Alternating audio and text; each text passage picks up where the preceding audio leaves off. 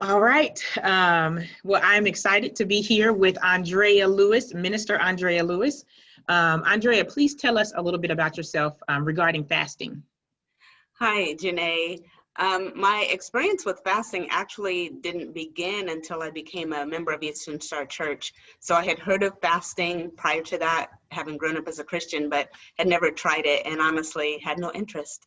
So that was my experience. Yes. No interest, yes. All right. So what challenges did you face when you decided to fast? I know usually for me, it is cheese, bread, and sweets. It is trying to focus, whatever. So what are some of the challenges that you face when it comes to fasting?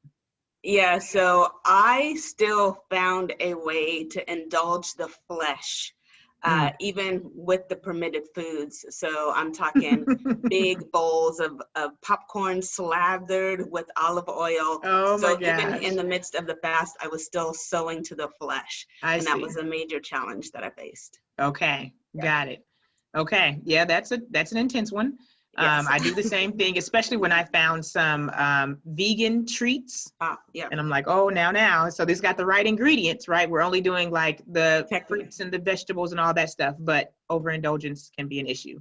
Yeah. Okay, so what specific prayer did you pray that God answered in regards to the fast? Yeah, so wasn't necessarily an answer to prayer, but it was an unexpected blessing. So prior to that, in my day-to-day life, if I went too long without eating, I would always get a massive headache. And so I was dreading those days on the fast where Pastor Johnson was encouraging us to go, 24 hours without food at all. I was dreading it.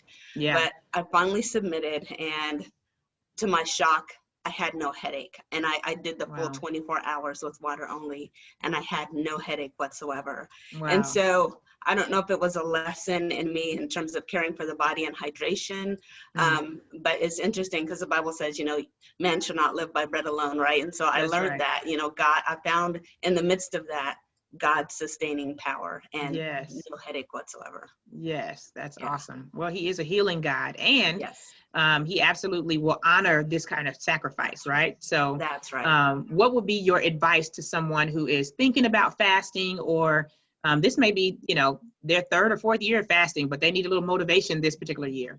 Any advice? Right. So I would just say, push past your concerns, push past your excuses, and give it a try, and you will find a blessing in the midst of it. You will. Awesome. Okay, wonderful. Thank you very much, Andrea.